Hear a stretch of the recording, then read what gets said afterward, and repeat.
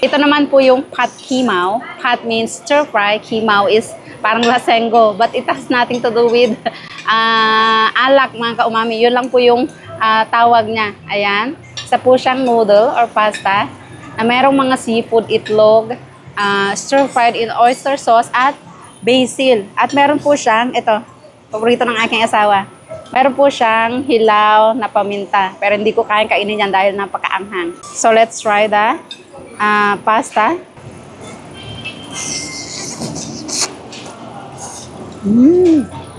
Ang sarap. May squid din po pala siya. Sobrang sarap.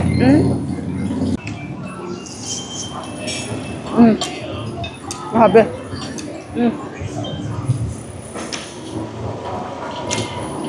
Sobrang anghang niya. Pero dahil ang sarap, for the go.